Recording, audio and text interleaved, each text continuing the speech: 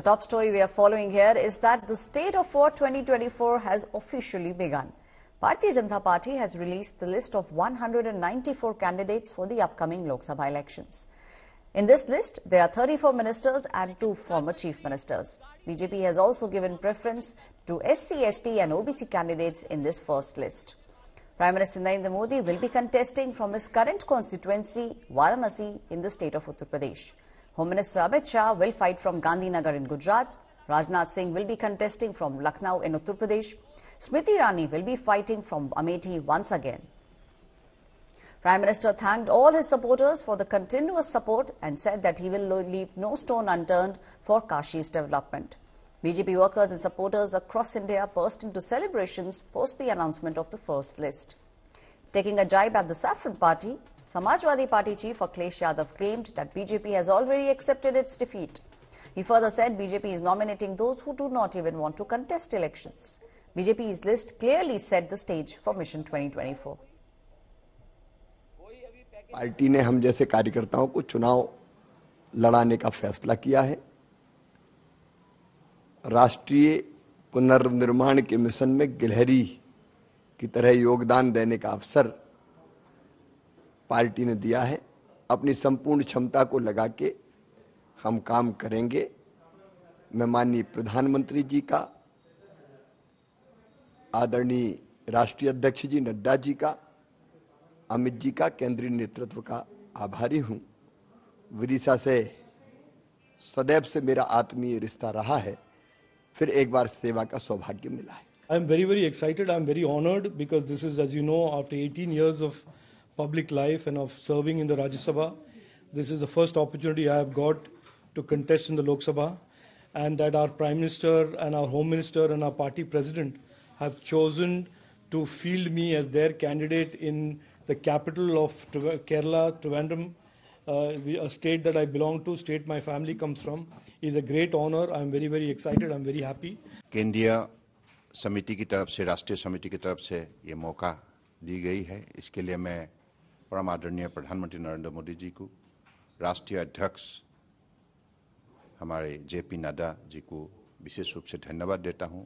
मैं इस चुनाव के लिए विशेष रूप से असम की जनता के चरणों में भक्ति भावनाओं से प्रणाम देता हूं और डिब्रूगढ़ लोकसभा कॉन्स्टिट्यूएंसी की सभी जनताओं को मैं विशेष रूप से प्रणाम देते हुए सबकी आशीर्वाद चाहता हूं, सहयोग चाहता हूं। माननीय प्रधानमंत्री जी को मैं धन्यवाद देना चाहूँगा कि आज वो यहाँ पे उपस्थित थे और जो धुआंधार बैटिंग वो कृष्णनगर में करके गए, तो एक माहौल तैयार कर दिया पूरे बंगाल में कार्यकर्ता के बीच, बीजेपी के कार्यकर्ता और लीडरशिप के बीच, कि आगे आने वाले चुनाव में 42 के 42 सीटों पर नजर गड़ा के लड़ना पड़ेगा भारतीय जनता पार्टी को, और तृणमूल को हम बिना लड़े 1 इंच जमीन भी नहीं छोड़ेंगे। टीएमसी बहुत खतरनाक चैलेंज इसलिए है क्योंकि टीएमसी कभी नियम, रूल्स, संविधान कुछ नहीं मानती। Honorable Prime Minister Sri Narendra Modi ji, Amit Shah ji, Nadda ji, Santosh ji, all the leadership for the trust they have shown in me and for giving me this historic responsibility in Kerala. This is going to be a historic election for the BJP, where we are all very sure that the NDA will get more than 400 seats. I am very indebted to the leadership for giving me this responsibility to ensure that one of that many seats from Kerala will be mine. I will do whatever it takes to win. मैं इसके लिए शीर्ष नेतृत्व का आभार प्रकट करता हूं कि मेरे जैसे एक सामान्य कार्यकर्ता को 2014 में मैं पार्टी का जिलाध्यक्ष था और पार्टी ने एक सांसद का टिकट दिया और जनता के और पार्टी के आशीर्वाद से मैं देश की सबसे बड़ी पंचायत में पहुंचने का मुझे अवसर मिला। और इन 10 वर्षों में नरेंद्र मोदी जी के नेतृत्व में जो विकास के आयाम स्थापित हुए हैं वो निश्चित रूप से चित्तौड़ संसदीय क्षेत्र के लिए एक नया मील का पत्थर है, क्योंकि 60 वर्षों में जो काम नहीं हो पाए वो मोदी जी की सरकार में पिछले 10 वर्षों में हुए हैं। भारतीय जनता पार्टी ने 2024 का लोकसभा का चुनाव जीतने के लिए कैंडिडेट 195 कैंडिडेट को आज डिक्लेयर कर दिया है।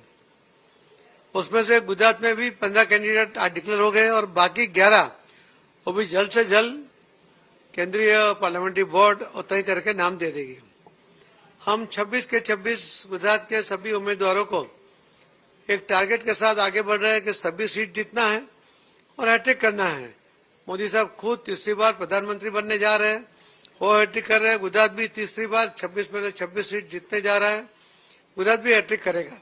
मैं माननीय प्रधानमंत्री जी का, माननीय राष्ट्रीय अध्यक्ष जी का, माननीय अमित शाह जी का धन्यवाद करता हूं कि मुझे खजुराहो लोकसभा की जनता का पुनः काम करने का अवसर और आशीर्वाद दिया है। बुंदेलखंड की जनता की सेवा करने का पुनः अवसर दिया है। इसलिए मैं प्रधानमंत्री जी का, राष्ट्रीय अध्यक्ष जी का, अमित शाह जी का धन्यवाद करता हूं, केंद्रीय नेतृत्व का धन्यवाद करता हूं।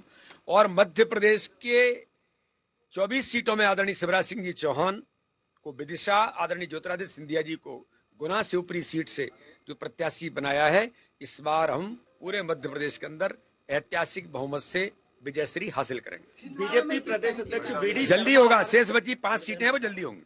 भारत की जनता का एक अटूट विश्वास है मोदी की गारंटी पर, क्योंकि मोदी की गारंटी पूरे होने की गारंटी है। अगर आप पिछले 10 वर्ष का मोदी सरकार का कार्यकाल देखें तो आप देखेंगे कि विकास का कितना एक अनप्रेसिडेंटेड कार्य हुआ है। इंडिया गठबंधन आप जानते हैं कि एक स्वार्थ पर आधारित गठबंधन है। जब स्वार्थ की नीति होती है तो आप राष्ट्र हित और राष्ट्र नीति दोनों पर आप काम नहीं कर पाते, और इसीलिए स्वार्थ में ही आप देखिएगा कि यह गठबंधन जर्जर कर भुरभुरा जाएगा।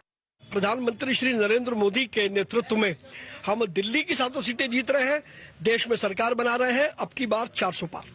मुद्दे क्या क्या हैं? मुद्दे भाजपा नेतृत्व जो तय करेगा, उन मुद्दों को लेकर के हम कॉन्स्टिट्यूएंसी के हर मतदाता के पास जाएंगे और उन्हें बताएंगे मोदी गारंटी क्या है।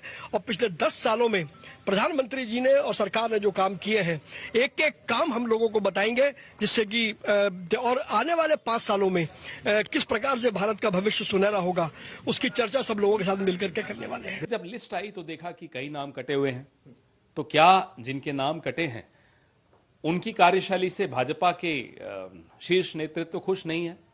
तो जब वही खुश नहीं है तो 5 साल का हिसाब कौन देगा जिन लोगों की टिकट कटी है उन सांसदों का? लेकिन जब आप अपने सिटिंग एमपीज को बदलते हो तो उसका भी आपको हिसाब किताब देना चाहिए। क्या वो नाकारा थे कि आप उनको वापस नहीं दोहराना चाहते थे? आपको लगता था कि आपके नाम के बावजूद वो नहीं जीत पाएंगे? तो नरेंद्र मोदी के नाम का जो तथाकथित जादू है, शायद वो इन सीटों पर नहीं चल रहा।